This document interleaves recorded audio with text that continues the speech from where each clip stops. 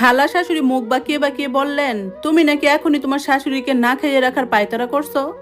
তখন আমার বিয়ের কেবল 10 দিন চলে। একটু অবাক হয়ে বললাম, মায়ের তো ডায়াবেটিস আছে, তাই ডাক্তারের প্রেসক্রিপশন ফলো করছিলাম, আর কিছুই না। ওহ তাই, তাহলে দুলাভাইয়ের সমস্যাটা কি? তোমাকে নাকি খাসির মাংস রান্না করতে বলেছিল, তুমি মুরগি রান্না করেছো।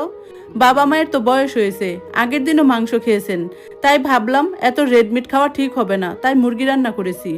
ও বুবু, তোমার বউ তো দেখি তোমাদেরকে না খাওয়াইয়া মেরে ফেলবে। দেখো কেমনে মুখে মুখে তর্ক করে। যাই আমি, অসভ্য বেয়াদব একটা ঘরে আনছো, তোমার কপাল তুমি নিজেই পড়লা। কত ভালো একটা মেয়ের সন্ধান দিছিলাম, উনি উঠে চলে গেলেন। আমি হাঁ করে থাকলাম। হানিমুন পিরিয়ড কাটার আগেই স্বামীর হাতের থাপ্পড় খেয়েছিলাম। ব্যাপার তেমন কিছু না, মায়ের চায়ের কাপে চিনি কম দিয়েছিলাম, উনি আবার চিনি ছাড়া চা খেতে পারেন না। এদিকে ডায়াবেটিস হয়ে আছে 26। এই তুই কি জানিস না আমার মা কিভাবে খাওয়া দাওয়া করে? তোর মতো ফকিন্নি পরিবার থেকে উঠে এসেছে নাকি? তোকে চা পাতা ছাড়া চা দিলেও তুই খেয়ে নিতে পারবি। কি বিশ্রী কদাকার লাগছিল ওর মুখটা। বিয়ের 3 মাসের মাথায় আমার বাসায় ডিভোর্স লেটার আসে।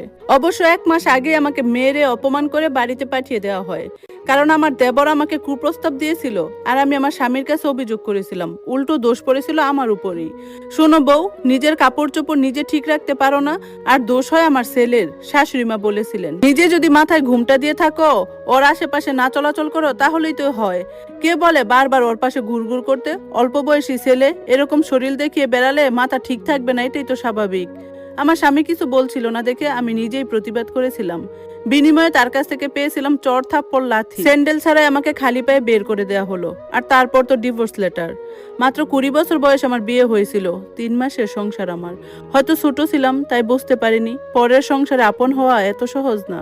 প্রায় 4 বছর পর আমার আবার বিয়ে হয়। ছেলের আগের একটা সংসার ছিল, বউ ডিভোর্স দিয়ে চলে গেছে। কারণ জিজ্ঞেস করে বিশেষ কোনো লাভ হলো না, সমস্ত দোষ ওই বউয়ের দেওয়া হলো। অবশ্য এটাই স্বাভাবিক।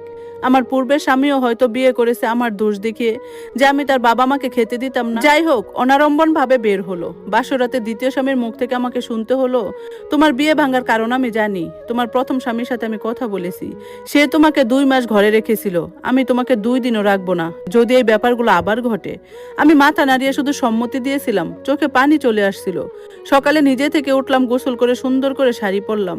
এত সকালে উঠেছি দেখে শাশুড়ি মা আরেকটু শুয়ে নিতে বললেন। আমি আপত্তি জানিয়ে ওনার হাতে হাতে কাজ করা শুরু করলাম। ওনার কাছ থেকে জানলাম কে কি খায়, কার কি অভ্যাস, কে কি পছন্দ করে, সবকিছু।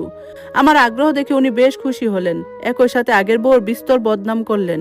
রান্না বান্নায় আমি আগে থেকে পারদর্শী, যে যখন যেটা খেতে চাইছে আমি বানিয়ে দিচ্ছি। আমার স্বামী দেবতাও তুষ্ট। শাশুড়ির হাই প্রেশার, ডায়াবেটিস, থাইরয়েড সবই আছে। শ্বশুরের ডায়াবেটিস আছে। আমার কাছে অর্ডার আসে দিনে 3-4 বার চায়ের।